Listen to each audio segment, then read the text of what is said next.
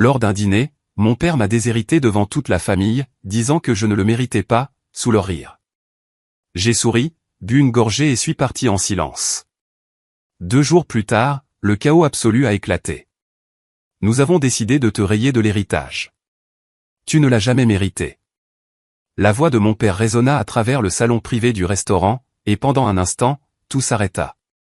Le lustre en cristal au-dessus de nous sembla se figer en plein éclat. La douce musique classique qui jouait en fond sonore s'évanouit dans le néant.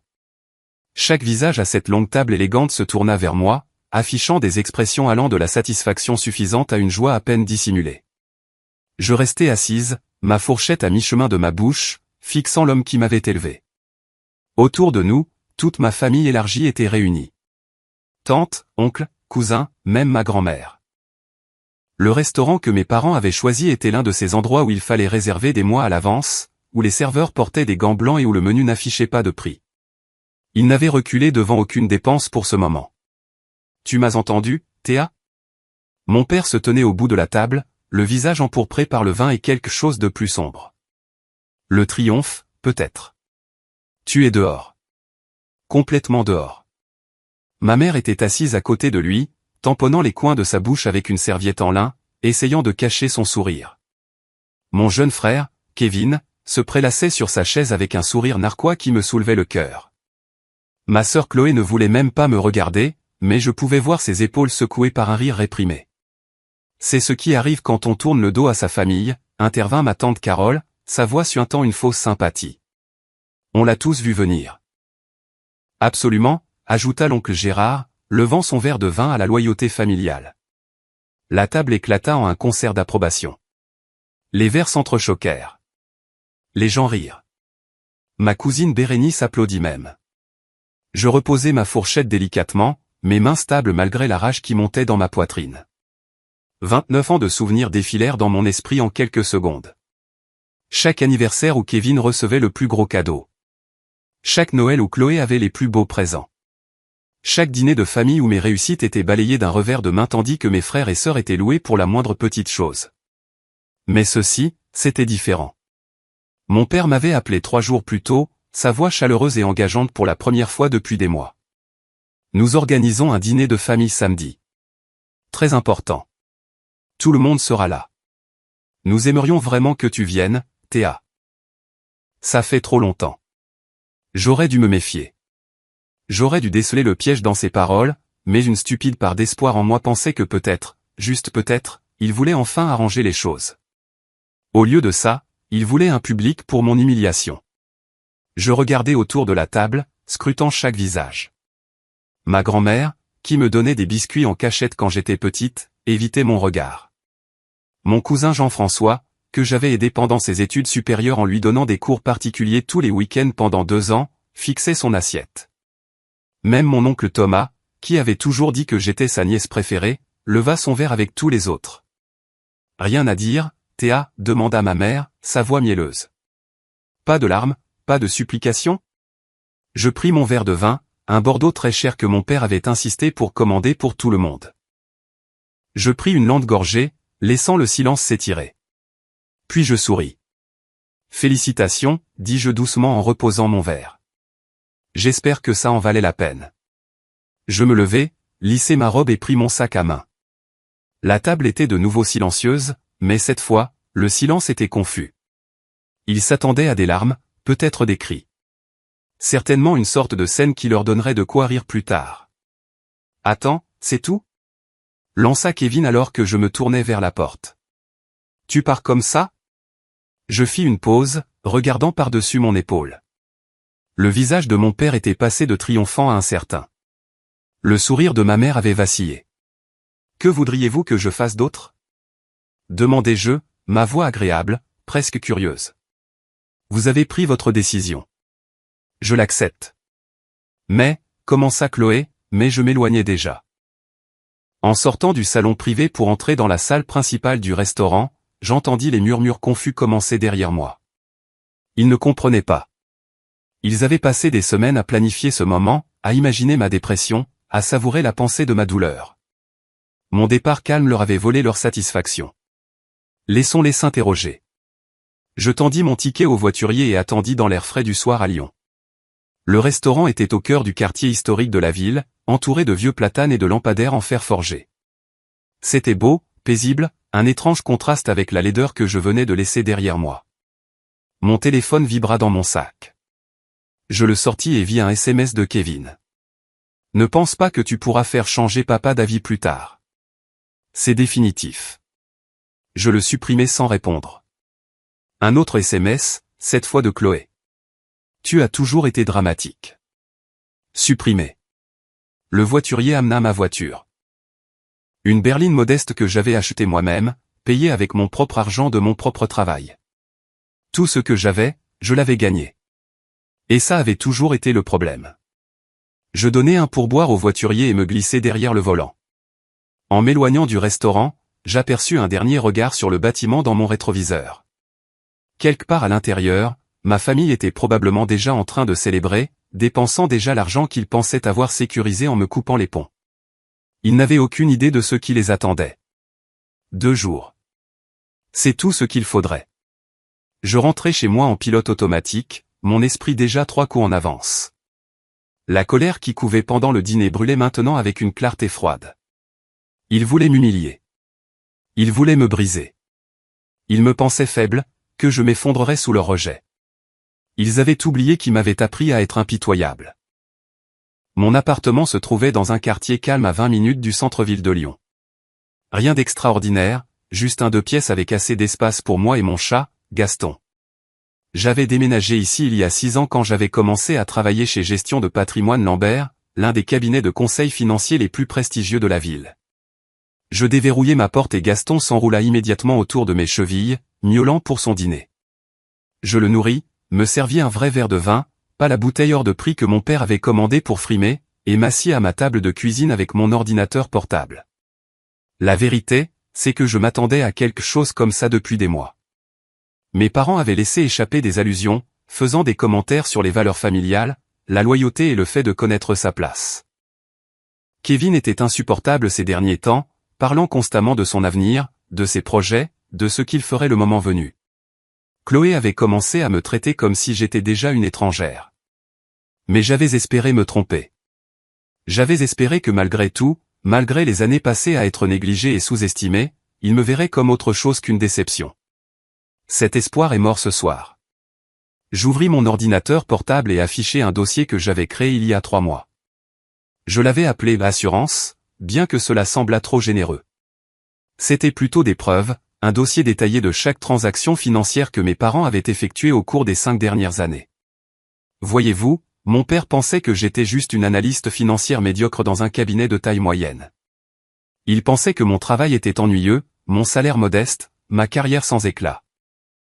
Il adorait me comparer à Kevin, qui travaillait dans la tech, quoi que cela signifie. Pour autant que je sache, il jouait surtout à des jeux vidéo et appelait ça de la recherche sur l'expérience utilisateur. Il adorait louer Chloé pour son esprit d'entreprise, même si sa boutique en ligne perdait de l'argent depuis 3 ans. Ce que mon père ne savait pas, c'est que je n'étais pas n'importe quelle analyste financière. J'étais une experte comptable judiciaire spécialisée dans le recouvrement d'actifs et la détection de fraude. Mon cabinet de taille moyenne gérait certains des plus grands cas de fraude du sud-est de la France. Et j'étais très doué dans mon travail. 3 mois plus tôt, ma mère m'avait demandé de l'aide pour ce qu'elle appelait une petite question fiscale. Elle m'avait tendu un dossier rempli de documents, confiante que je ferais ce qu'elle demandait et rien de plus. Ce qu'elle n'attendait pas, c'est que je reconnaisse immédiatement les schémas. Les sociétés écrans, les comptes offshore, la comptabilité créative qui flirtait avec la légalité et la franchissait parfois. J'avais passé les 2 mois suivants à recueillir discrètement des informations, non pas parce que je prévoyais de les utiliser, mais parce que je croyais qu'il fallait être préparé. Mon père avait bâti son petit empire immobilier grâce à un mélange de travail acharné, d'investissements stratégiques et, comme il s'est avéré, de pratiques financières très douteuses. Maintenant, j'étais assise à ma table de cuisine, regardant des feuilles de calcul qui racontaient une histoire que ma famille ne voulait que personne ne connaisse. Mon père avait détourné de l'argent de ses partenaires commerciaux par des schémas complexes qui dissimulaient ses profits et gonflaient ses dépenses. Ma mère utilisait des organisations à but non lucratif qu'elle prétendait soutenir comme ses tirelires personnels. Ensemble, Ils avaient construit un château de cartes qui paraissait impressionnant de l'extérieur, mais qui s'effondrerait dès que quelqu'un y regarderait de trop près. Et j'allais m'assurer que quelqu'un y regarde de très, très près. Mon téléphone sonna. Je jetai un coup d'œil à l'écran et vis le nom de ma grand-mère. Un instant, j'hésitais. Elle avait été à ce dîner. Elle était restée assise là sans rien dire pendant qu'il me dépouillait de mon héritage, de ma dignité, de ma place dans la famille. Mais elle appelait maintenant. Je répondis. Allô, grand-mère. Théa, ma chérie. Sa voix était faible, fatiguée. Je voulais m'excuser pour ce soir. C'était cruel de la part de ton père. J'aurais dû dire quelque chose. Mais tu ne l'as pas fait. Un silence. Non, je ne l'ai pas fait. Je suis désolé. Je fermais les yeux. Une partie de moi voulait lui pardonner. Voulait croire qu'elle était différente des autres. Mais j'avais appris ce soir que vouloir quelque chose et l'obtenir étaient deux choses très différentes. Pourquoi ont-ils fait ça? Demandai-je. Pourquoi maintenant? Qu'est-ce que j'ai fait de si terrible? Ma grand-mère soupira.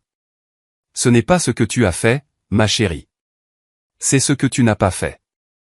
Tu n'avais pas besoin d'eux. Tu n'es pas venu mendier de l'argent, de l'aide ou leur approbation. Tu as construit ta propre vie, et ça leur a fait peur. Ton père aime qu'on ait besoin de lui. Il aime être important. Tu l'as fait se sentir inutile. Alors, il m'a rayé de l'héritage. L'héritage que tu n'as jamais vraiment risqué de perdre, dit-elle doucement. Théa, il y a quelque chose que tu dois savoir. Ton père a des problèmes financiers depuis 1 an. De gros problèmes. L'héritage que tu penses exister. La plus grande partie a déjà disparu. Ce soir, c'était du théâtre. Il voulait te blesser avant que tu ne découvres qu'il n'y avait plus rien à hériter de toute façon. Ma main se crispa sur le téléphone.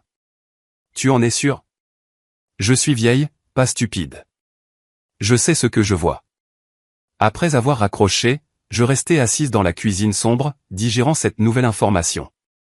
Mon père était fauché.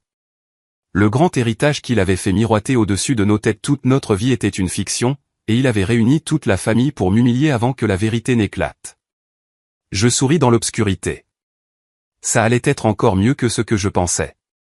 Le dimanche matin se leva, clair et lumineux, se moquant de la noirceur de mon humeur. J'avais passé la majeure partie de la nuit à examiner des dossiers, à prendre des notes, à planifier mes prochains mouvements. Gaston avait renoncé à m'attirer au lit vers 2 heures du matin et s'était simplement enroulé sur une pile de papier à côté de mon ordinateur portable. Maintenant, assise dans mon café préféré avec un latte triple dose, j'étais prête. Je sortis mon téléphone et composai un message à quelqu'un avec qui j'avais travaillé sur une importante affaire de fraude 6 mois plus tôt. Thibault était un journaliste d'investigation pour Le Progrès de Lyon, spécialisé dans les crimes financiers et la corruption. Nous avions développé une bonne relation de travail pendant l'affaire. Je fournissais l'expertise technique, il écrivait les articles qui attiraient l'attention sur la fraude. Salut, Thibault, tapais-je. Tu te souviens quand tu as dit que tu me devais une faveur? J'ai peut-être une histoire pour toi. Intéressé? Sa réponse arriva en moins d'1 minute. Toujours. De quoi s'agit-il? Promoteur immobilier local. Fraude possible, détournement de fonds, évasion fiscale, multiples victimes. On se voit? Quand et où? Nous nous sommes arrangés pour nous rencontrer mardi matin à son bureau. Cela me donnait un jour de plus pour tout organiser, pour m'assurer que mon dossier était en béton. Je ne pouvais me permettre aucune erreur. Cela devait être parfait.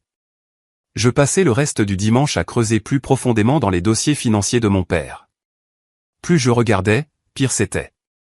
Il avait emprunté de l'argent à des partenaires commerciaux et ne l'avait jamais remboursé. Il avait contracté des prêts en utilisant des propriétés qu'il ne possédait pas entièrement comme garantie. Il avait créé de fausses sociétés pour dissimuler des revenus et gonfler des dépenses. Chaque transaction laissait une trace écrite, et chaque trace menait à mon père. Ma mère était complice, bien sûr.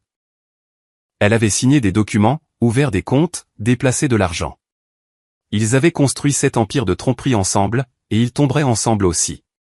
Lundi matin, je suis allé au travail comme d'habitude. Ma patronne, Patricia, a remarqué que j'étais plus concentré que d'habitude. Grosse affaire, demanda-t-elle, s'arrêtant à mon bureau avec son propre café. Projet personnel, dis-je. Mais oui, gros. Elle m'étudia un moment. Patricia avait la cinquantaine, était vive comme l'éclair et lisait les gens mieux que quiconque. Est-ce que ce projet personnel a un rapport avec le dîner de famille que tu as mentionné vendredi? Je lui avais dit que je redoutais un événement familial. Je ne lui avais pas dit pourquoi. C'est possible, admis-je. Elle hocha lentement la tête. Si tu as besoin de quoi que ce soit, ressources, temps, conseils, tu me le fais savoir. La famille peut être compliquée. La famille peut être toxique, la corrigeai-je. Mais merci, je n'y manquerai pas. Je travaillais pendant le déjeuner, remarquant à peine les heures qui passaient. À 17 heures, j'avais compilé tout ce dont j'avais besoin pour Thibaut. Relevé bancaire montrant des transferts suspects, registre de propriété révélant des transactions frauduleuses, chaîne de mai entre mon père et ses partenaires commerciaux qui prouvaient qu'ils savaient exactement ce qu'ils faisaient, contrat avec des signatures contrefaites, déclaration de revenus qui ne correspondaient pas aux revenus réels. C'était suffisant pour envoyer quelqu'un en prison. Ce soir-là, Kevin appela. Je laissai le message sur le répondeur. Il rappela. J'ignorais de nouveau. Au troisième appel, je répondis enfin. Qu'est-ce que tu veux, Kevin? Bon sang. Il était temps. Écoute, papa veut te parler. Je n'ai rien à dire à papa. Allez, Théa. Ne sois pas dramatique. Il est prêt à reconsidérer si tu t'excuses. Je ris carrément. M'excuser de quoi? D'avoir embarrassé la famille samedi. D'être parti comme ça, d'avoir fait une scène. Je n'ai pas fait de scène. Je suis parti tranquillement. Exactement. Tu es parti. Tu as embarrassé papa devant tout le monde. Il a dépensé beaucoup d'argent pour ce dîner. Il a dépensé beaucoup d'argent pour m'humilier, le corrigeai-je. Mais j'apprécie l'appel. Dis à papa que je dis non merci pour la reconsidération. Tu fais une erreur, avertit Kevin. Tu ne veux pas être du mauvais côté de cette famille. Je suis presque sûr d'être du seul bon côté, dis-je en raccrochant. 10 minutes plus tard, Chloé envoya un SMS. Kevin a dit que tu avais été impoli avec lui. Pourquoi dois-tu tout rendre si difficile? Je ne répondis pas. Un autre SMS de ma mère. Ton père est très déçu. Tu as toujours été ingrate. Supprimé. Oncle Gérard. Tes parents ne voulaient que le meilleur pour la famille. J'espère que tu reverras ton attitude. Supprimé. Tante Carole. Quel dommage de te voir jeter ta famille comme ça. L'orgueil précède la chute, Théa. Je fixai ce dernier message un long moment. L'orgueil précède la chute. Elle n'avait aucune idée à quel point elle avait raison, juste qu'elle se trompait sur qui allait chuter. Mardi matin, je rencontrai Thibaut à son bureau en centre-ville. Le bâtiment du Progrès était un ancien entrepôt reconverti avec des briques apparentes et des fenêtres industrielles. Son bureau était au 3e étage, un espace encombré rempli de piles de papier, de tasses de café et d'une légère odeur d'encre d'imprimante. Tu as l'air fatigué, observa-t-il alors que je m'asseyais. Long week-end, dis-je, mais ça en valait la peine. Je déposai tout ce que j'avais apporté. Documents, feuilles de calcul, chronologie, preuves. Les yeux de Thibaut s'écarquillèrent à chaque page que je lui montrais. Putain de merde, souffla-t-il. C'est énorme. Depuis combien de temps ça dure? Au moins 5 ans, probablement plus. Je n'ai accès qu'aux 5 dernières années de dossier. Et les victimes? De multiples partenaires commerciaux qui ont perdu de l'argent. Des organisations à but non lucratif qui ont reçu des dons qu'elles n'ont jamais eus. Des investisseurs qui ont acheté des parts dans des projets qui n'existent pas. La liste est longue. Thibaut se pencha en arrière dans son fauteuil, passant ses mains dans ses cheveux. Ça pourrait faire tomber plus que ton père. Ça pourrait exposer tout un réseau de corruption dans le secteur immobilier de Lyon. Je sais, dis-je doucement. Il me regarda attentivement. Ce sont tes parents, Théa. Tu es sûr de vouloir faire ça? Je repensais à samedi soir. Les rires, les moqueries, la façon dont ils m'avaient tous regardé comme si je n'étais rien, comme si je n'avais jamais compté. J'en suis sûr, dis-je. D'accord, hocha la tête Thibaut. Donne-moi 3 jours. Je dois vérifier certaines de ces informations de manière indépendante, parler à des sources, construire l'histoire correctement. Tu peux attendre 3 jours? Je souris. J'ai attendu 29 ans. 3 jours de plus ne me tueront pas. Le mercredi matin commença comme n'importe quel autre jour, à l'exception de l'énergie nerveuse qui bourdonnait sous ma peau. Thibaut avait mes informations. L'enquête était en cours. Tout ce que j'avais à faire était d'attendre et d'agir normalement. Agir normalement s'avéra plus difficile que prévu. Au travail, je n'arrêtais pas de vérifier mon téléphone, attendant des nouvelles de Thibaut. Aucune ne vint. Il était minutieux, ce que j'appréciais, mais l'attente était une torture. Chaque heure semblait durer une semaine. Vers 10 heures du matin, le téléphone de mon bureau sonna. Appel interne. Je décrochai. Théa, pourrais-tu venir dans mon bureau? La voix de Patricia était sérieuse. Nous devons parler.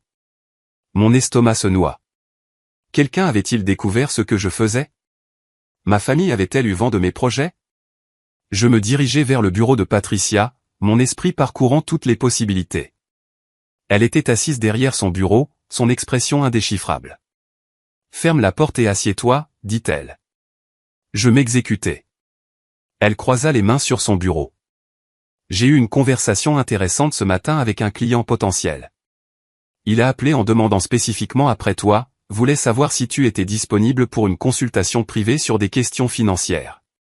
Qui était-ce? Il n'a pas donné son vrai nom, mais le numéro a été retracé jusqu'à l'entreprise de ton père.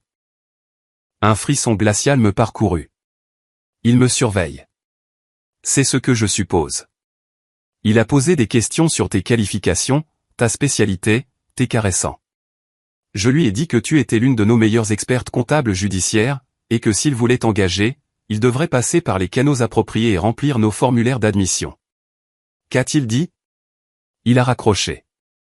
Patricia se pencha en arrière dans son fauteuil. Théa, quoi que tu prévois, sois prudente. Si ton père rôde, il pourrait se douter de quelque chose. Il ne se doute de rien, dis-je avec plus de confiance que je n'en ressentais. Il me croit faible, insignifiante. Il est probablement juste curieux de savoir ce que je fais réellement dans la vie. Peut-être. Patricia n'avait pas l'air convaincue. Mais les hommes paranoïaques font des choses dangereuses. Fais attention à toi. Je retournai à mon bureau, ma confiance antérieure ébranlée. Mon père manigançait. Pourquoi? Qu'est-ce qui avait déclenché ces soupçons? Mon téléphone vibra. Un SMS de Kevin. Papa veut déjeuner avec toi. Juste vous deux. Il dit que c'est important. Je fixai le message. C'était un piège. Ça devait l'être. Mon père ne faisait pas de déjeuner privé. Il ne faisait pas de conversation en tête-à-tête à moins de vouloir quelque chose. Je répondis par SMS, occupé toute la semaine. Peut-être le mois prochain. La réponse de Kevin fut immédiate. Il dit que ça ne peut pas attendre. Demain à midi, au Cercle du Sommet. Il t'attendra. Le Cercle du Sommet était le restaurant préféré de mon père. L'endroit où il menait ses affaires et impressionnait ses clients. C'était cher, exclusif, et exactement le genre d'endroit où il se sentait puissant. Je ne répondis pas. Un autre SMS de Kevin. Il essaie d'arranger les choses, Théa. Ne sois pas têtu. Puis un de ma mère. Ton père te tend une branche d'olivier. Le moins que tu puisses faire est de te montrer. Et Chloé, sérieusement, tu ne peux même pas déjeuner avec papa? Tu es tellement mesquine. Il se coordonnait, poussait, et essayait de me coincer. J'appelais Thibaut. Salut, répondit-il. J'allais justement t'appeler. Nous avons un problème. Mon cœur se serra. Quel genre de problème? Quelqu'un a contacté mon rédacteur en chef ce matin. Un tuyau anonyme disant que je travaillais sur une histoire basée sur des documents falsifiés fournis par un membre de la famille mécontent. Mon rédacteur en chef veut voir toutes mes sources avant de publier quoi que ce soit. Ils savent, murmurai-je. Ma famille sait que je les poursuis. On ne peut pas en être sûr, dit Thibaut.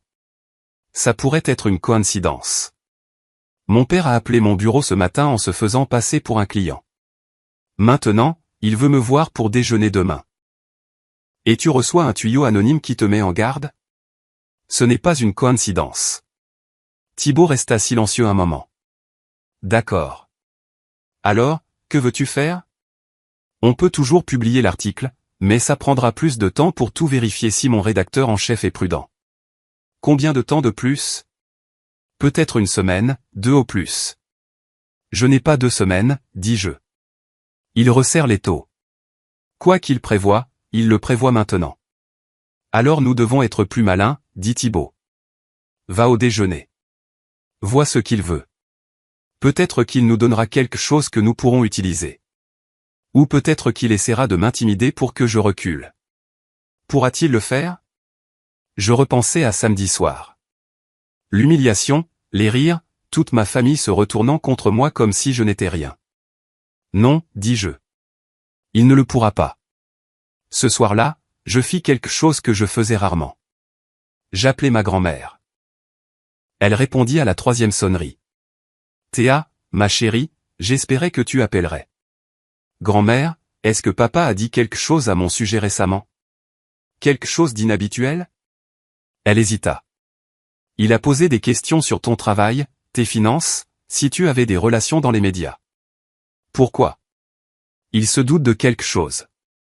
Il se doute de quoi? Je ne pouvais pas lui dire la vérité. Pas encore. Juste que je ne suis pas aussi brisé qu'il l'espérait. Théa, qu'est-ce que tu fais? Ce que j'aurais dû faire il y a des années, dis-je. Me défendre? Fais attention, m'avertit-elle. Ton père n'aime pas être défié. Il devient méchant quand il se sent acculé. Je sais.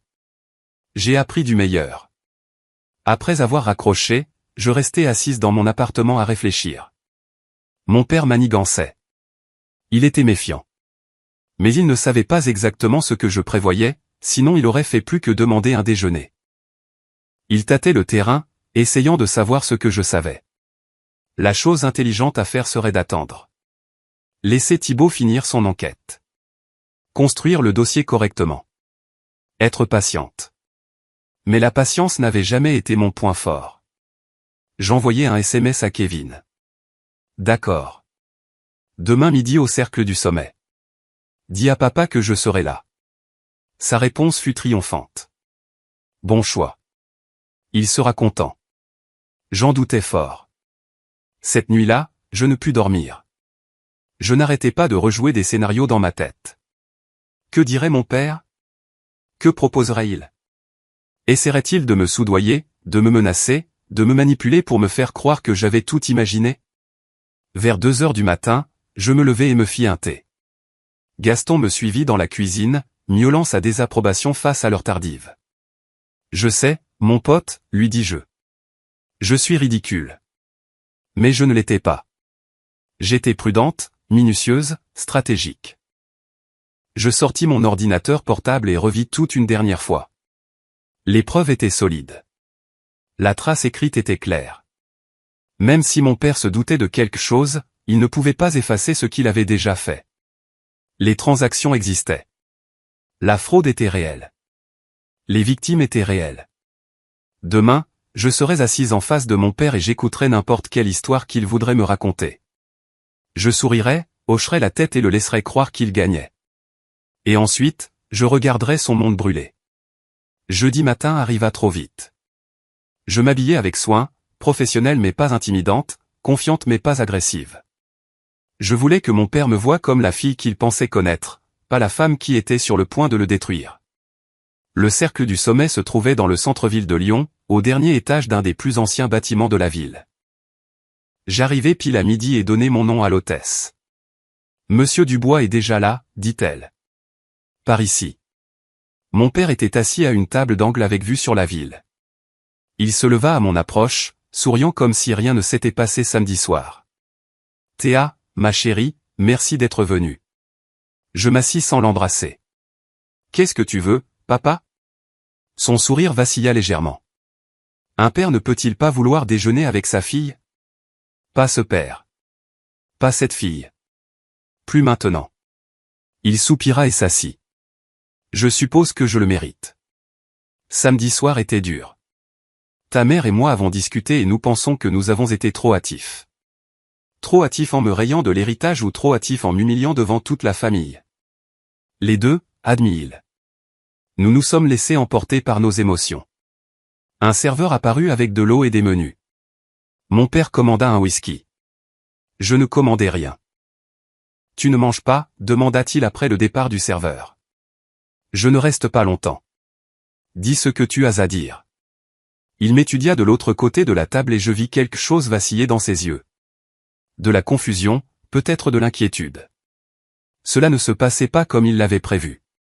Théa, je veux arranger les choses entre nous. L'histoire de l'héritage était une erreur. Nous sommes prêts à reconsidérer. Prêts à reconsidérer, répétai-je. Quelle générosité. Ne sois pas sarcastique. J'essaie de réparer ça. Pourquoi maintenant? Qu'est-ce qui a changé entre samedi et aujourd'hui? Il s'agita sur son siège. Ta mère se sent coupable. Elle pense que nous avons été trop durs. Maman ne se sent jamais coupable de ce qu'elle fait, dis-je. Réessaie. Le serveur apporta son whisky. Mon père en prit une longue gorgée avant de répondre. Très bien. Tu veux la vérité? Nous nous inquiétons pour toi. Après samedi, nous nous attendions à ce que tu appelles, que tu te battes, que tu fasses quelque chose. Au lieu de ça, tu as simplement disparu. Ça ne te ressemble pas. Tu ne sais pas ce qui me ressemble. Tu n'as jamais pris la peine de le découvrir. Ce n'est pas juste. Samedi soir n'était pas juste, répliquai-je. Passer 29 ans à te voir idolâtrer Kevin et Chloé tout en me traitant comme une nuisance n'était pas juste. Alors, pardonne-moi si je me fiche de ta définition de la justice. La mâchoire de mon père se serra. Voilà le tempérament que je me rappelais de mon enfance. Surveille ton ton. Je suis toujours ton père. Biologiquement, oui. Dans tous les sens qui comptent? C'est discutable. Il posa son verre si fort que les convives voisins jetèrent un coup d'œil. Je ne sais pas ce qui t'arrive, mais cette attitude doit cesser. Je t'offre une chance de revenir dans la famille, de retrouver ton héritage. Ne gâche pas ça par orgueil. Ce n'est pas une question d'orgueil, dis-je calmement. C'est une question de respect de soi. Quelque chose que j'aurais dû développer il y a des années. Théa, pourquoi as-tu appelé mon bureau hier? La question le prit au dépourvu. Quoi? Tu as appelé le cabinet gestion de patrimoine Lambert hier matin. Tu t'es fait passer pour un client potentiel. Tu as posé des questions sur moi. Pourquoi? Il se reprit rapidement. Je voulais comprendre ce que tu fais. Ta mère et moi avons réalisé que nous ne savons pas grand-chose de ta carrière. Menteur. Le mot flottait entre nous comme une grenade. Excuse-moi. Sa voix devint dangereusement basse. Tu mens. Tu n'as pas appelé parce que ma carrière t'intéresse. Tu as appelé parce que quelque chose t'inquiète. Qu'est-ce que c'est, papa? De quoi as-tu peur que je sache? Son visage devint soigneusement vide. Je ne vois pas de quoi tu parles. Si, tu le vois. Nous nous fixâmes de l'autre côté de la table. C'était le moment. Je pouvais reculer, prétendre que j'imaginais des choses, accepter sa fausse branche d'olivier. Ou je pouvais aller de l'avant et lui montrer que je n'étais pas la fille faible qu'il pensait. Comment vont les affaires, papa? Le marché de l'immobilier doit être difficile en ce moment. Ça va. Vraiment? Parce que j'ai entendu dire que tu avais quelques difficultés financières. Problème de trésorerie, différends avec des partenaires, ce genre de choses. Ses yeux se plissèrent. Qui t'a dit ça? Personne ne me l'a dit. Je l'ai deviné. Il n'y a rien à deviner. Mon entreprise est solide. Vraiment? Parce que d'après ce que j'ai vu, ton entreprise est bâtie sur la fraude, le détournement de fonds et l'évasion fiscale. Mais bon, qu'est-ce que j'en sais? Je ne suis que la fille décevante avec un travail ennuyeux. La couleur quitta son visage. Qu'est-ce que tu viens de dire? Tu m'as entendu. Théa, je ne sais pas à quel jeu tu penses jouer. Pas de jeu, juste des faits. Tu voles tes partenaires depuis des années, tu utilises de fausses sociétés pour dissimuler des revenus, tu prends de l'argent à des associations caritatives. J'ai la documentation de tout ça. Il se pencha en avant, sa voix basse et menaçante. Tu ne sais pas de quoi tu parles. Et si tu répands des rumeurs comme ça, je te poursuivrai pour diffamation si vite que tu ne sauras pas ce qui t'arrive. Ce n'est pas de la diffamation si c'est vrai. Et ce ne sont pas des rumeurs si j'ai des relevés bancaires, des déclarations de revenus et des chaînes de mails qui prouvent tout. Pour la première fois, je vis de la peur dans les yeux de mon père. Une peur réelle, authentique. Tu bluffes. Est-ce que tu veux prendre ce risque? Il attrapa son whisky et le but d'un trait. Qu'est-ce que tu veux? De l'argent? Très bien. Je te fais un chèque tout de suite. Dis-moi ton prix. Je ne veux pas de ton argent. Alors quoi? Je veux que tu assumes les conséquences de ce que tu m'as fait, à tes partenaires, à tous ceux que tu as utilisés et jetés. Espèce de petite ingrate. Il se reprit, regardant autour de lui les autres convives. Quand il reparla, sa voix était contrôlée, mais je pouvais entendre la rage en dessous. Je t'ai tout donné. Un toit sur la tête, de la nourriture sur la table, une éducation. C'est comme ça que tu me remercies? Tu m'as donné le strict minimum tout en donnant le monde à Kevin et Chloé. Et maintenant tu veux de la gratitude. Si tu fais ça, si tu essaies de me détruire, tu le regretteras. Je te le promets. Est-ce une menace? C'est un avertissement. Tu te crois maligne, mais tu n'as aucune idée de ce qui t'attend.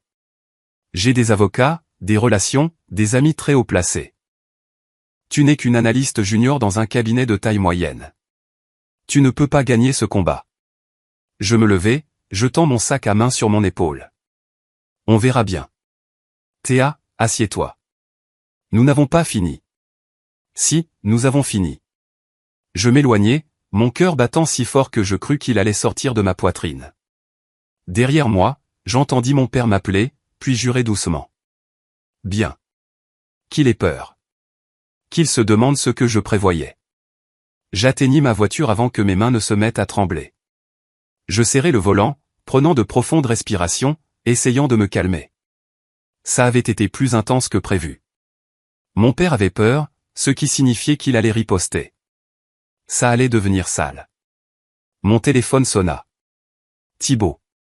Dis-moi que tu as de bonnes nouvelles, dis-je. Des nouvelles mitigées. Mon rédacteur en chef a approuvé l'article, mais il veut le retenir jusqu'à ce que nous ayons les commentaires de toutes les parties concernées. Ça veut dire qu'on doit contacter ton père pour avoir sa version des faits avant de publier. Quand? Demain matin. Je lui enverrai une liste de questions par email et lui donnerai 48 heures pour répondre. Il ne va pas répondre. Il va prendre un avocat et essayer de tuer l'article. Probablement, mais déontologiquement, je dois lui donner sa chance. Je fermai les yeux. D'accord, fais-le. Et Thibaut, sois prêt. Quand ça va éclater, ça va être le bordel. Je sais. Tu es prête? Je repensais au déjeuner que je venais d'avoir. Le regard sur le visage de mon père quand je l'ai confronté. La façon dont il avait essayé de me menacer, de me soudoyer, de m'intimider. Ouais, dis-je. Je suis prête. Cet après-midi-là, tout changea. J'étais de retour à mon bureau, essayant de me concentrer sur mon travail, quand Patricia apparut de nouveau à côté de moi. Salle de conférence. Maintenant. Apporte ton téléphone. Quelque chose dans sa voix me fit bouger rapidement. Je la suivis jusqu'à la salle de conférence où 3 autres associés principaux attendaient déjà. Assieds-toi, Théa, dit Patricia. Je m'assis. Nous avons reçu un appel cet après-midi d'un cabinet d'avocats représentant un certain Henri Dubois. Il menace de poursuivre notre cabinet pour diffamation, harcèlement et espionnage industriel. Ils affirment que tu as volé des informations confidentielles et répandu de fausses allégations sur leurs clients. Mon père avait fait son premier mouvement. La salle de conférence semblait soudainement plus petite, l'air chargé de tension. 4 associés principaux me fixaient, attendant une explication. Le visage de Patricia était soigneusement neutre, mais je pouvais voir l'inquiétude dans ses yeux. Qui est Henri Dubois? Demanda Gérard, l'un des associés fondateurs. Mon père, dis-je doucement. La pièce devint silencieuse. Ton père menace de nous poursuivre à cause de quelque chose que tu as fait? La voix de Gérard monta. Voudrais-tu nous expliquer? Je pris une profonde inspiration. C'était le moment. Le moment où soit je me défendais, soit je laissais mon père m'intimider jusqu'au silence. Il y a 3 mois, ma mère m'a demandé de l'aide pour ce qu'elle appelait une question fiscale. Elle m'a donné des documents de l'entreprise de mon père. En les examinant, j'ai remarqué des schémas compatibles avec une fraude financière. J'ai documenté ce que j'ai trouvé. Et ensuite, demanda Patricia. J'ai donné les informations à un journaliste d'investigation. Il les a vérifiées de manière indépendante. Demain, il va contacter mon père pour obtenir un commentaire avant de publier un article. Gérard avait l'air sur le point de faire une crise cardiaque. Tu as utilisé les ressources de l'entreprise pour enquêter sur ton propre père? Non, j'ai utilisé mon temps personnel et mon propre ordinateur. La seule ressource de l'entreprise que j'ai utilisée était mon expertise professionnelle, que j'ai le droit d'appliquer à n'importe quelle situation. C'est un détail technique, intervint une autre associée, Suzanne. Tu es employé par ce cabinet. Tout travail que tu fais rejaillit sur nous. Le travail que j'ai fait a révélé une fraude légitime qui a victimisé de multiples personnes et organisations. N'est-ce pas exactement ce que nous faisons ici? Pas quand ça implique les membres de la famille de nos employés. Gérard frappa la table de sa main. As-tu la moindre idée du type de responsabilité auquel tu nous as exposés? Patricia leva la main. Calmons-nous tous. Théa, as-tu volé des documents? Non. Tout ce que j'ai m'a été donné directement par ma mère ou est une information accessible au public. T'es-tu fait passer pour quelqu'un d'autre ou as-tu représenté le cabinet de quelque manière que ce soit pendant cette enquête? Non. As-tu utilisé le temps, l'équipement ou les ressources de l'entreprise? Non. Patricia regarda Gérard. Alors techniquement, elle n'a enfreint aucune politique. Ça n'a pas d'importance. Gérard se leva, faisant les 100 pas. Les avocats de son père vont nous traîner en justice quoi qu'il arrive. C'est un désastre. Mon téléphone vibra. Un SMS de Kevin. L'avocat de papa s'attaque à ton travail. J'espère que tu es contente. Un autre de Chloé. Tu détruis la famille. J'espère que ça en valait la peine. Puis ma mère. Comment as-tu pu nous faire ça après tout ce que nous t'avons donné?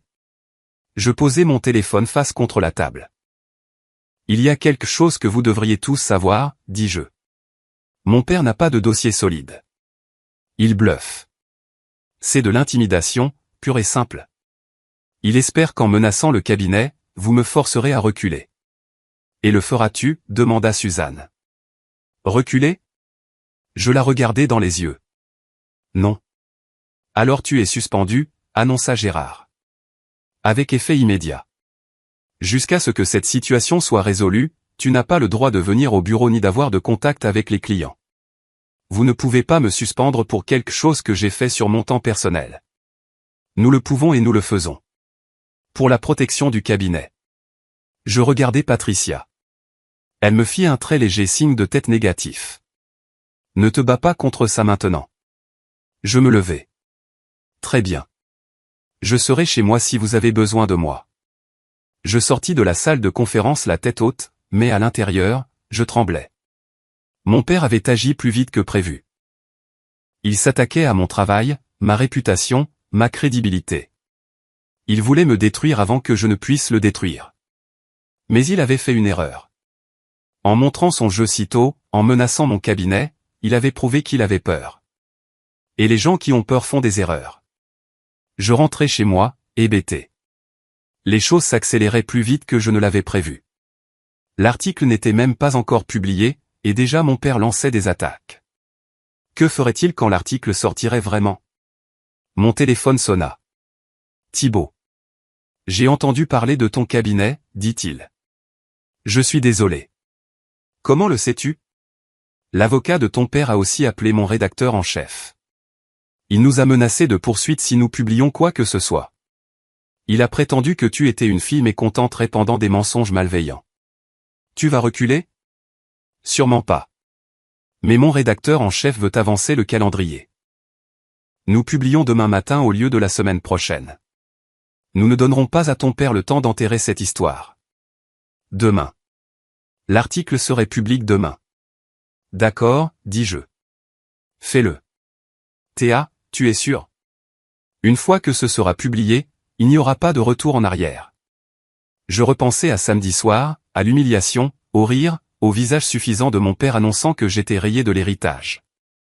Puis je repensais au déjeuner d'aujourd'hui, aux menaces, à l'intimidation, à la façon dont il avait essayé de détruire ma carrière. J'en suis sûr. Très bien, l'article sera en ligne à 6 heures du matin.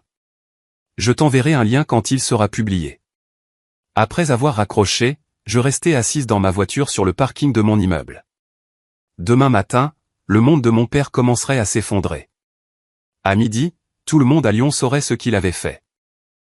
Le soir, ses partenaires commerciaux appelleraient leurs avocats, et ce serait moi qui aurais déclenché tout ça. Mon téléphone vibra de nouveau. Un autre SMS de Kevin. Quoi que tu penses savoir, tu te trompes. Papa est un homme bien. Je fixais ce message un long moment. Kevin y croyait honnêtement. Ils y croyaient tous. Ils avaient gobé l'image soigneusement construite de mon père, l'homme d'affaires prospère, le père de famille dévoué, le pilier de la communauté.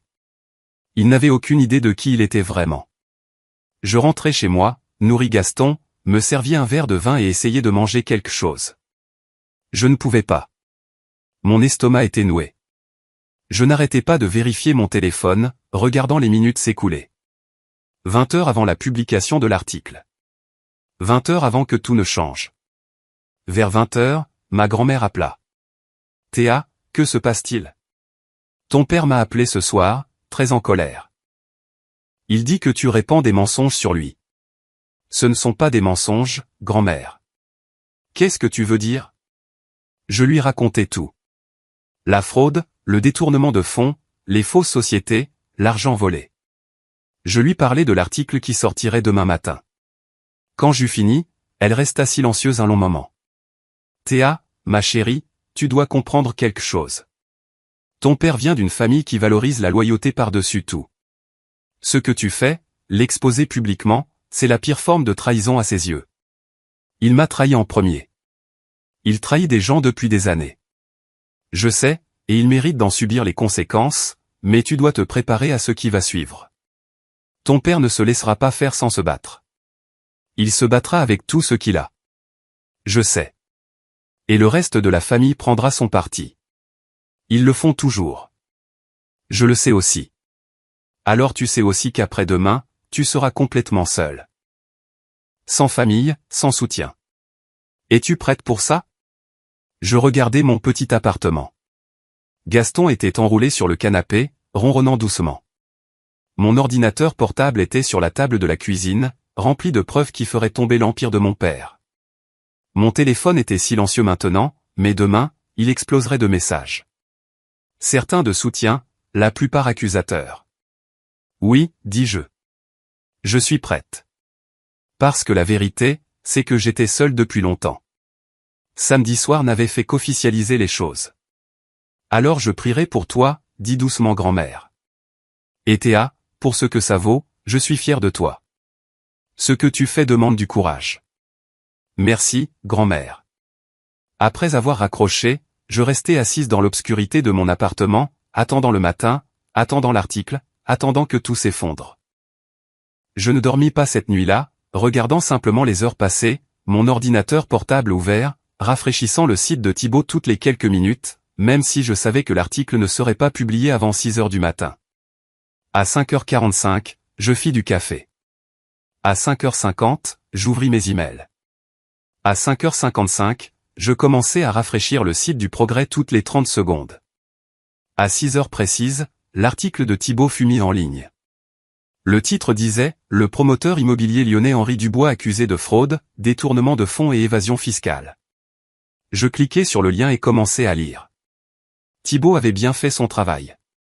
Chaque allégation était soigneusement documentée, chaque affirmation étayée par des preuves. Il avait interviewé plusieurs des anciens partenaires commerciaux de mon père qui confirmaient la fraude. Il avait obtenu une vérification indépendante des fausses sociétés et des comptes cachés. C'était parfait, accablant, indéniable. Mon téléphone se mit à sonner immédiatement. Je l'éteignis. C'était le point de non-retour. À 7 heures du matin, mon téléphone avait accumulé 43 appels manqués et plus de 100 SMS. Je le rallumai juste assez longtemps pour voir qui essayait de me joindre. Kevin, 17 appels, 12 SMS, tous des variations de « Comment as-tu pu » et « Tu as tout détruit ». Chloé, 9 appels, 23 SMS, de plus en plus hystérique. Le dernier disait « Papa pleure. Tu es contente maintenant ?» Ma mère, 8 appels, pas de SMS. Elle préférait livrer son venin verbalement. Divers tantes, oncles et cousins, trop nombreux pour les compter, disant tous à peu près la même chose. J'étais une traîtresse, une menteuse, une honte pour le nom de la famille. Un seul message se démarquait, celui de ma grand-mère, la vérité finit toujours par éclater. Reste forte. Je me préparais le petit déjeuner. Des œufs et du pain grillé que je goûtais à peine, et j'ouvris mon ordinateur portable. Le site du Progrès avait explosé. L'article de Thibault avait été partagé des milliers de fois. La section des commentaires était un champ de bataille, partagé entre les gens qui défendaient mon père et ceux qui réclamaient son arrestation. Les chaînes d'information locales avaient repris l'histoire. Je regardais un reportage sur mon ordinateur, voyant le siège de l'entreprise de mon père entouré de journalistes. Le présentateur parlait d'un ton grave des allégations de fraude et de l'enquête en cours. On sonna à ma porte. Je regardais par le Judas et vis Kevin dehors, le visage rouge de rage. Chloé se tenait à côté de lui, les bras croisés. Je n'ouvris pas la porte. Kevin martela la porte. Théa, ouvre. On sait que tu es là. Allez-vous-en, criai-je à travers la porte. Pas avant que tu ne t'expliques, hurla Chloé. Comment as-tu pu faire ça à papa, à nous tous? Tout ce qui est dans cet article est vrai. Vous le savez. Peu importe si c'est vrai, cria Kevin.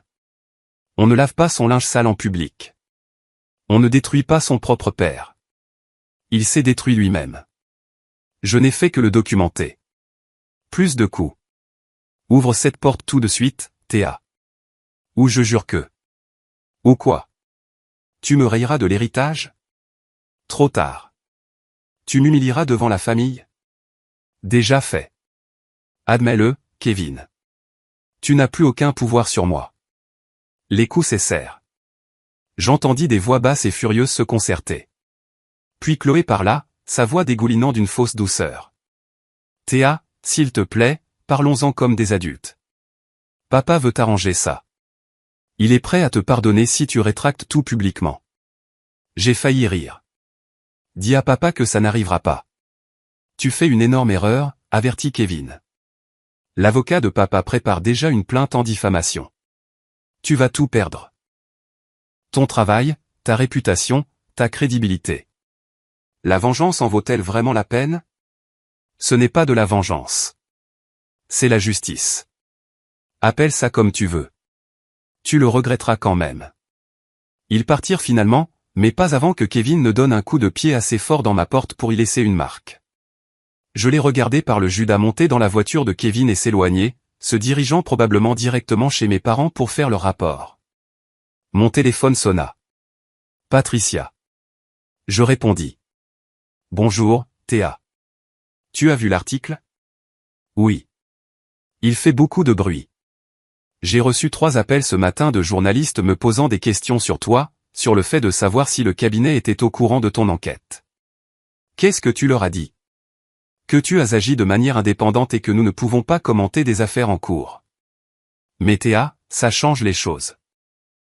Les preuves que tu as rassemblées sont légitimes.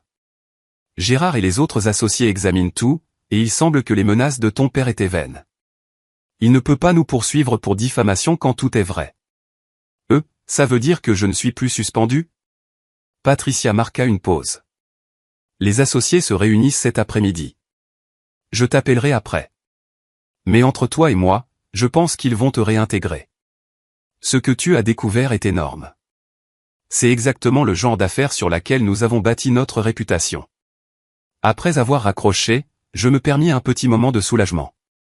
Mon travail était sauf. Ma carrière survivrait. Mais la vraie bataille ne faisait que commencer. À 10 heures du matin, mon téléphone sonna avec un numéro que je ne reconnaissais pas. Contre mon gré, je répondis. Théa, la voix de mon père, rauque et fatiguée. Nous devons parler. Nous n'avons rien à nous dire. S'il te plaît, juste 5 minutes. C'est tout ce que je demande. Quelque chose dans son ton me fit hésiter. Il semblait vaincu, brisé. Rien à voir avec l'homme confiant et menaçant du déjeuner d'hier. 5 minutes, dis-je. Merci. Je veux que tu saches que je n'ai jamais voulu que les choses aillent aussi loin entre nous. Samedi soir était une erreur. Le déjeuner d'hier était une erreur. J'avais peur et j'étais en colère, et je me suis emporté. Tu t'emportes contre moi depuis 29 ans. Je sais, et je suis désolé. Mais cet article, cette humiliation publique, ça va trop loin. Tu ne détruis pas seulement moi. Tu détruis toute la famille. La famille s'est détruite elle-même quand tout le monde a choisi de rire de moi au lieu de me défendre. Théa, je t'en supplie. Appelle le journaliste. Dis-lui que tu t'es trompé. Dis-lui que tu as agi sous le coup de la colère après samedi soir. On peut dire que tu as mal compris certains documents, que tu n'avais pas toute la vue d'ensemble. Mes avocats peuvent travailler avec les leurs et on peut faire disparaître tout ça. Non. Pourquoi pas? Qu'est-ce que tu y gagnes? Tu as déjà fait valoir ton point. Tu as montré à tout le monde que tu n'es pas quelqu'un qu'on peut bousculer. Tu as gagné. Maintenant, laisse tomber. Je n'ai encore rien gagné. Tu es toujours libre. Tu as toujours ton entreprise. Tu n'as subi aucune conséquence réelle. L'article est une conséquence suffisante. Mes partenaires m'abandonnent. Mes clients réclament leur argent. La banque rappelle mes prêts. Je suis fini. Théa, tu m'as détruit. Ça ne te suffit pas? Même pas proche. Silence. Puis, d'une voix plus froide que je ne l'avais jamais entendue de sa part, alors tu as fait ton choix. N'attends aucune pitié de ma part. Il raccrocha. Je restais là, fixant mon téléphone, digérant ce qui venait de se passer. Mon père était passé de la supplication à la menace en l'espace d'une conversation. Il était désespéré, ce qui le rendait dangereux. Mais j'en avais fini d'avoir peur de lui. L'après-midi apporta plus de chaos. Des camionnettes de chaînes d'information locales apparurent sur le parking de mon immeuble. Des journalistes frappèrent à ma porte pour demander des interviews. Je les ignorais tous. Patricia appela à 15 heures avec de bonnes nouvelles. Tu es réintégré avec effet immédiat. Les associés ont examiné tes preuves et sont d'accord pour dire que tu as agi de manière appropriée. En fait, nous envisageons de prendre certaines des victimes de ton père comme clients s'ils veulent engager des poursuites civiles. Merci, Patricia. Ne me remercie pas. Tu l'as fait toi-même. Reviens au travail lundi. Nous nous occuperons du reste à ce moment-là. Je passai le reste du vendredi à regarder l'histoire se dérouler en ligne. D'autres victimes se manifestèrent, des partenaires commerciaux qui avaient perdu de l'argent, des investisseurs qui avaient été escroqués, des organisations à but non lucratif qui n'avaient jamais reçu les dons promis. Chaque nouvelle révélation renforçait le dossier contre mon père. Samedi matin, le bureau du procureur général avait annoncé une enquête officielle. Les enquêteurs fédéraux se penchaient sur une éventuelle évasion fiscale. L'entreprise de mon père était effectivement gelée pendant que les autorités examinaient ses dossiers. La discussion de groupe de la famille, dont je faisais encore partie on ne sait comment, explosa de messages. Kevin, c'est une chasse aux sorcières. Papa n'a rien fait de mal. Chloé, il nous faut de meilleurs avocats. Quelqu'un peut-il en recommander un? Oncle Gérard, j'ai toujours su que cette entreprise était louche. J'avais dit à Henri d'être plus prudent. Tante Carole, nous devrions nous serrer les coudes. La famille reste unie. Ma mère, où est Théa? Pourquoi n'est-elle pas dans cette discussion? Ah, attendez. Elle est trop occupée à détruire son propre père pour se soucier de la famille. Je quittai la discussion de groupe. Dimanche après-midi, ma grand-mère appela. J'ai rendu visite à ton père aujourd'hui, dit-elle. Il a une mine affreuse. Il ne dort pas, mange à peine. Ta mère est anéantie. Kevin et Chloé courent partout en essayant de limiter les dégâts. Je suis désolé que tu aies eu à voir ça. Ne sois pas désolé. C'était inévitable. Ton père a bâti son empire sur des mensonges, et les mensonges finissent toujours par s'effondrer. Elle fit une pause. Mais Théa, tu dois te préparer. Ça va empirer avant de s'améliorer. Qu'est-ce que tu veux dire? Ton père parle de déclarer faillite. Il essaie de déplacer des actifs, de cacher de l'argent. Il est désespéré. Et les hommes désespérés font des choses désespérées. Comme quoi? Comme essayer de rejeter la faute sur quelqu'un d'autre. Comme essayer de te faire passer pour la méchante. Il dit déjà aux gens que tu as fabriqué des preuves, que tu es mentalement instable. Que tu as toujours été jalouse de lui. Il construit un récit où il est la victime et tu es la méchante. Laissons-le faire. Les preuves parlent d'elles-mêmes. Je sais. Je voulais juste que tu sois prête. Lundi matin, je retournais au travail. Mes collègues m'accueillirent avec un mélange de curiosité et de respect. Certains me félicitèrent pour l'enquête. D'autres évitaient mon regard, mal à l'aise avec le drame familial.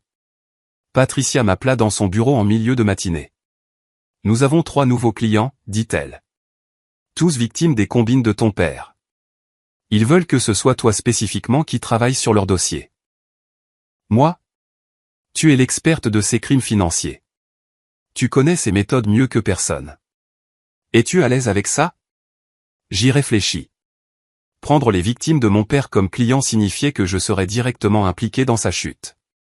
Cela signifiait plus de confrontation, plus de stress, plus de drame familial. Oui, dis-je. Je suis à l'aise avec ça. Le premier client était un homme nommé Thomas qui avait investi 200 000 € dans l'un des faux développements immobiliers de mon père. La deuxième était une femme nommée Jennifer dont l'association caritative avait perdu 50 000 € de dons promis qui ne s'étaient jamais matérialisés. Le troisième était un couple, Robert et Claire, qui avaient été partenaires commerciaux de mon père pendant 10 ans avant de découvrir qu'ils détournaient de l'argent de leur coentreprise. Je les rencontrai tous, documentai leur cas et commençai à préparer des poursuites judiciaires. Chaque conversation révélait de nouvelles couches de la tromperie de mon père. Chaque histoire montrait une autre vie qu'il avait endommagée dans sa quête de richesse et de statut. Mercredi, l'avocat de mon père avait déposé des motions pour geler toutes les enquêtes, invoquant une faute professionnelle du procureur et un parti pris. Les motions furent rejetées.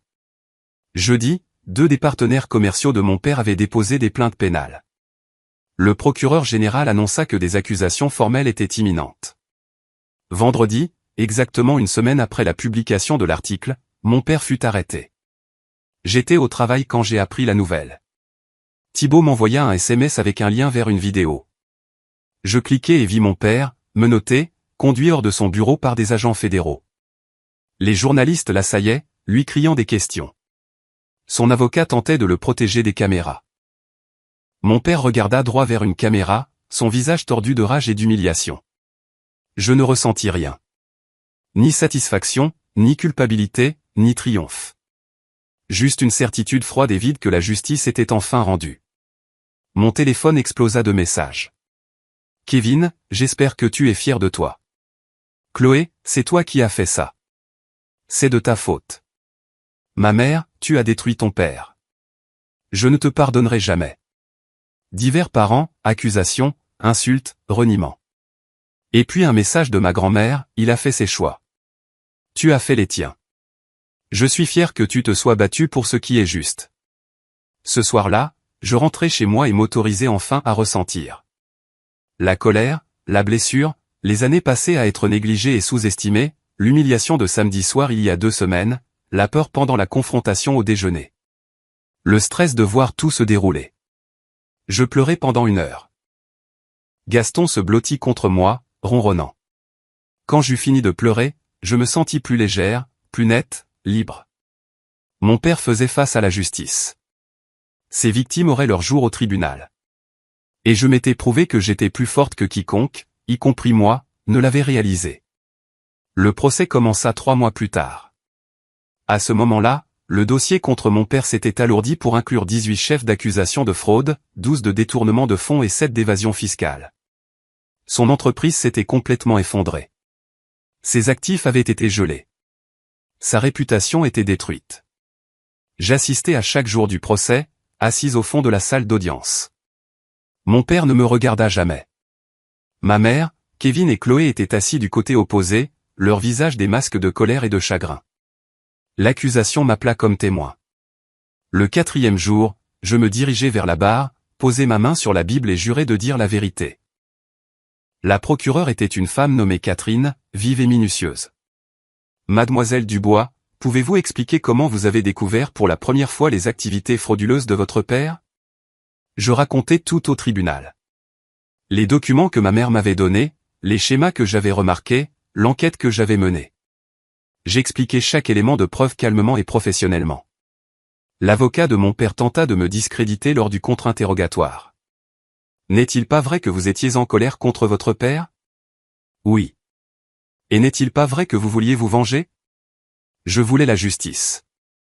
Mais vous admettez que vous étiez motivé par la colère. J'étais motivé par la vérité. Ma colère était justifiée, mais elle ne changeait rien aux faits. La fraude a eu lieu, que je sois en colère ou non. L'avocat essaya différents angles, mais je m'étais préparé à cela. Chaque question, chaque tentative de me dépeindre comme une fille vengeresse, je la déviais avec des faits et des preuves. En descendant de la barre, je sentis les yeux de mon père sur moi pour la première fois. Je le regardais droit dans les yeux. Il avait l'air vieux, soudainement diminué. Toute la puissance et la confiance qu'il avait définie avaient disparu. Le procès dura 6 semaines. Le jury délibéra pendant 2 jours. Coupable sur tous les chefs d'accusation. J'étais au travail quand le verdict tomba. Patricia m'appela dans son bureau et nous regardâmes la conférence de presse ensemble. La procureure se tenait devant le palais de justice, flanquée de plusieurs des victimes de mon père, annonçant la condamnation. La justice a été rendue aujourd'hui, dit Catherine. Henri Dubois a utilisé sa position et sa réputation pour escroquer des dizaines de personnes pendant de nombreuses années. Grâce au courage des lanceurs d'alerte et des victimes qui se sont manifestés, il devra maintenant faire face aux conséquences de ses actes. La sentence fut fixée 3 semaines plus tard. Pendant ce temps, ma vie continuait de changer. Mes clients, les victimes que j'avais aidées, exprimèrent leur gratitude. Certains envoyèrent des fleurs, d'autres écrivirent des lettres. Un couple m'invita à dîner et passa la soirée à me remercier de leur avoir donné une chance d'obtenir justice. Mon cabinet me promut au poste d'experte comptable judiciaire senior avec une augmentation significative et des responsabilités accrues. Patricia me dit que j'avais un brillant avenir devant moi. Tu as fait quelque chose d'extraordinaire, dit-elle. Peu de gens ont le courage de s'opposer à leur famille, surtout quand cette famille a du pouvoir et des ressources. Tu devrais être fier. J'étais fier, mais j'étais aussi épuisé. L'audience de détermination de la peine eut lieu un mardi matin de novembre. La salle d'audience était bondée. Les victimes de mon père remplissaient la galerie aux côtés des journalistes et des curieux. La juge, une femme sévère d'une 60aine d'années, écouta victime après victime se lever et décrire l'impact des crimes de mon père sur leur vie. Thomas, qui avait perdu ses économies de retraite. Jennifer, dont l'association caritative avait failli fermer à cause des fonds manquants. Robert et Claire, dont le partenariat commercial et l'amitié avec mon père avaient été bâtis sur des mensonges. Quand ce fut mon tour de parler, je m'avançai à l'avant de la salle. Votre honneur, je ne suis pas ici en tant que victime, bien qu'à bien des égards, j'en sois une. Je suis ici en tant que quelqu'un qui a un jour admiré l'homme assis à cette table. Quelqu'un qui ne désirait rien de plus que son approbation et son amour. Pendant des années, j'ai essayé de les mériter en étant parfaite, en réussissant, en le rendant fier. Ça n'a jamais marché. Et quand je me suis enfin défendu, quand j'ai refusé de garder le silence sur ses crimes, il a essayé de me détruire. Je regardais mon père. Il fixait la table, refusant de croiser mon regard. Mais il ne m'a pas détruite. Au lieu de cela, j'ai trouvé ma propre force. J'ai appris que la vraie famille n'est pas une question de sang ou d'obligation. C'est une question de respect, de soutien et d'amour. Les personnes qui comptent le plus ne sont pas celles qui partagent votre nom de famille. Ce sont celles qui se tiennent à vos côtés quand tout s'effondre. Je retournai à ma place. La juge me remercia et suspendit l'audience pour délibérer sur la peine. Quand elle revint, sa voix était ferme. Monsieur Dubois, vous avez été reconnu coupable de crimes graves qui ont nui à de nombreuses personnes et organisations. Vous avez utilisé votre position de confiance pour manipuler et tromper. Vous n'avez montré aucun remords, même face à des preuves accablantes. Par conséquent, je vous condamne à 15 ans de prison fédérale, suivi de 5 ans de liberté surveillée. Vous devrez également verser une restitution complète à toutes les victimes identifiées. Les épaules de mon père s'affaissèrent. Ma mère sanglotait. Kevin et Chloé avaient l'air abasourdis. Je ne ressentis que du soulagement. Dans les mois qui suivirent, la chute de ma famille se poursuivit. Ma mère demanda le divorce, essayant de sauver le peu d'argent qui restait après les paiements de restitution. Kevin perdit son emploi lorsque son employeur découvrit son lien avec le scandale. La boutique de Chloé s'effondra finalement sous le poids des dettes qu'elle ne pouvait plus cacher. Mon père commença à purger sa peine dans une prison fédérale. Je reçus une lettre de lui me demandant pardon et compréhension. Je n'ai jamais répondu. Kevin et Chloé tentèrent tous deux de renouer avec moi à différents moments, affirmant qu'ils comprenaient maintenant que j'avais eu raison. Je refusai poliment. Certains ponts, une fois brûlés, doivent le rester. Ma mère envoyait des messages occasionnels par l'intermédiaire de ma grand-mère, généralement des plaintes sur la difficulté de sa vie. Je ne ressentis aucune sympathie. Elle avait été la complice de mon père pendant des décennies et avait participé à mon humiliation. Elle avait fait ses choix. Seule ma grand-mère resta une présence constante dans ma vie. Nous déjeunions ensemble une fois par mois, et elle ne mentionnait jamais mon père à moins que je ne le demande. « Tu as fait ce qui devait être fait », me dit-elle plus d'une fois. Les autres devront apprendre à vivre avec les conséquences de leurs propres choix. J'étais assise dans mon nouvel appartement, un endroit plus grand dans un meilleur quartier que je pouvais enfin me permettre avec ma promotion, regardant le coucher de soleil à travers des baies vitrées. Gaston se prélassait sur le canapé à côté de moi, ronronnant de contentement. Mon téléphone vibra avec un message de Thibaut. Dîner d'anniversaire la semaine prochaine. 1 an depuis l'article qui a tout changé. Je souris et tapai en retour, je serai là. 1 an. Cela semblait être une vie entière et un instant à la fois. J'avais perdu une famille mais gagné quelque chose de plus précieux, le respect de soi, l'indépendance et la certitude que je pouvais survivre à tout. Défendre ce qui était juste m'avait coûté plus que je n'aurais pu l'imaginer ce soir-là au dîner de famille. Mais cela m'avait aussi donné quelque chose d'inestimable, la liberté de construire une vie selon mes propres termes, entouré de gens qui m'appréciaient vraiment. En regardant l'horizon de Lyon, je repensais à ce moment, 2 semaines après la publication de l'article, où mon père fut emmené menotter. Je m'étais senti vide alors, incertaine si le prix de la justice était trop élevé. Maintenant, 1 an plus tard, je connaissais la réponse. Certaines vengeances ne sont pas une question de destruction. Elles sont une question de libération. Il s'agit de refuser d'être réduit au silence, de refuser d'accepter l'injustice, de refuser de laisser les gens qui vous ont blessé continuer à blesser les autres. Mon père m'avait appris à être impitoyable. Il ne s'attendait juste jamais à ce que j'utilise ces leçons contre lui. Et ce fut sa plus grande erreur.